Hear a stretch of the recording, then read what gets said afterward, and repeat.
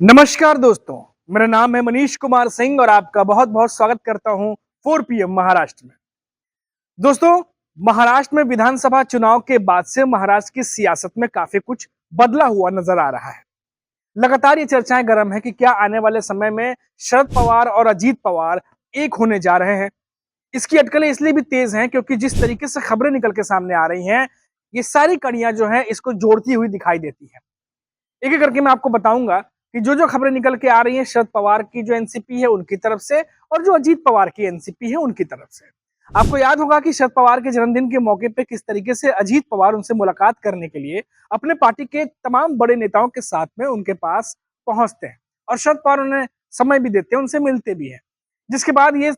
अटकलें तेज हो गई कि क्या शरद पवार और अजीत पवार दोनों के बीच में वापस से विधानसभा चुनाव के बाद, क्योंकि अब चुनावी लड़ाई समाप्त हो चुकी है, तो क्या सब कुछ ठीक होने जा रहा है? क्या एक बार फिर से शरद पवार अजीत पवार एक होने जा रहे हैं? ये चर्चा जोरों से चल रही थी। इसके अपोजिट आप देखिए, एनडीए गठबंधन की तरफ से लगातार उद्धव ठाकरे और कांग्रेस ये सवाल खड़े कर रही है कि ईवीएम को लेकर के कि ईवीएम में धांधली हुई है और चुनाव के रिजल्ट ऐसे नहीं होते अगर बैलेट पेपर पर चुनाव किया जाता है। अब इन सबके उलट देखिए शरद गुट से अब ये खबर आ रही है कि शरद पवार की एनसीपी कहीं ना कहीं अब इस पर पीछे हटती हुई दिखाई दे रही है। एक लेटेस्ट बयान जो सुप्रिया सुले की तरफ से दिया गया है उसके बारे में मैं आपको बताऊंगा। सुप्रिया सुले ने साफ कहा है कि ईवीएम पर सवाल करना गलत है जब तक आपके पास पुख्ता सबूत ना हो। इसी ईवीएम की बदौलत मैं 4 बार जीत करके आ चुकी हूँ। तो सुप्रिया सुले ने यह जवाब दिया और साथ ही साथ कहा कि अगर आपके पास सबूत नहीं है तो आप सवाल मत खड़े करिए, वो गलत है ईवीएम पर। यह बात शरद पवार एनसीपी की तरफ से सुप्रिया सुले ने कही है। जबकि सुप्रिया सुले लगातार ये जानती हैं कि एनडीए गठबंधन की तरफ से उद्धव ठाकरे की शिवसेना और कांग्रेस लगातार ईवीएम को लेकर के मुहिम छेड़े हुए हैं और ऐसे में शरद पवार खुद बीच में मीटिंग कर रहे थे। आपने देखा कि तमाम गांवों में, कुछ गांवों में शरद पवार की एनसीपी के नेता वापस बैलेट पेपर पर डेमी जो है वो मॉक चुनाव कराने की कोशिश कर रहे थे, लोगों से भी मिल रहे थे। इन तमाम कवायद के बीच में शरद गुट की एनसीपी जो है वो कहीं ना कहीं अब पीछे हटती दिखाई दे रही है। तो इस बयान का कुछ महायुति के नेताओं ने स्वागत किया है, सुप्रिया सुले के इस बयान का। और एक चीज मैं आपको बताता हूं दोस्तों, शरद पवार और अजीत पवार एक हो जाएंगे जब इन अटकलों को लेकर के पत्रकार जब अजीत पवार के एनसीपी के नेताओं से सवाल करते हैं तो कुछ नेता कहते हैं कि अगर शरद पवार अजीत पवार एक होंगे तो सबसे ज्यादा खुशी हमें होगी। यानी जो लगातार खबरें हम आपको दिखा रहे थे कि दोनों जो एनसीपी के नेता हैं वो भी दबी जुबान में ये चाह रहे हैं, जो कार्यकर्ता वो चाह रहे हैं कि दोनों एनसीपी एक हो जाए।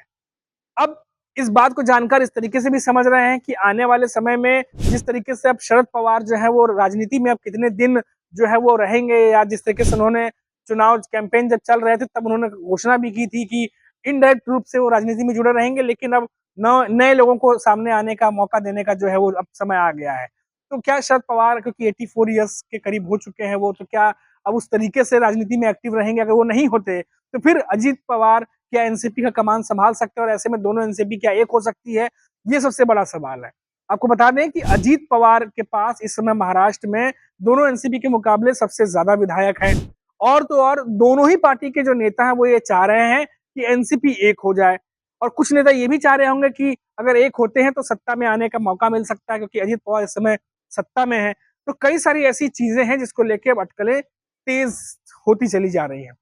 आपको और एक चीज बता दूं दोस्तों, संजय राउत का आपको बयान याद होगा कि संजय राउत ने एक बयान दिया था कि अजीत पवार या बीजेपी की तरफ से ये कोशिश की जा रही है कि शरद पवार के जो सांसद हैं, 10 में से 8 सीटें शरद पवार जीते थे लोकसभा चुनाव में, उनको किसी भी तरीके से महायुति में लाने की कोशिश की जा रही है और ये जिम्मा जो है अजीत पवार को सौंपा गया है। जिसके बाद अजीत पवार की जो मुलाकातें हुई शरद पवार से, उसे इस जो है चीज से जोड़कर देखा गया कि क्या अजीत पवार वाकई में कोशिश कर रहे हैं जो सांसद शरद पवार के पास है उन्हें बातचीत करके उन्हें अपने खेमे में लाया जाए। तरीके से अगर ज्यादा सांसद भी अजीत पवार के पास होते, ज्यादा विधायक भी उनके पास होते हैं, तो फिर ज्यादा समय नहीं लगेगा दोनों एनसीपी को एक होने में। तो ये अटकलें लगातार चल रही हैं और जिस तरीके से हमने देखा कि शरद पवार की एनसीपी और अजीत पवार की एनसीपी एक दूसरे के खिलाफ जिस तरीके से चुनाव कैंपेन में बयानबाजियां चल रही थी, वो जो है वो कहीं ना कहीं अब कम होती दिखाई दे रही है। एक तरफ अजीत पवार शरद पवार से मिलने पहुंचते हैं, दूसरी तरफ सुप्रिया सुले जो है वो एनडीए गठबंधन, जो गठबंधन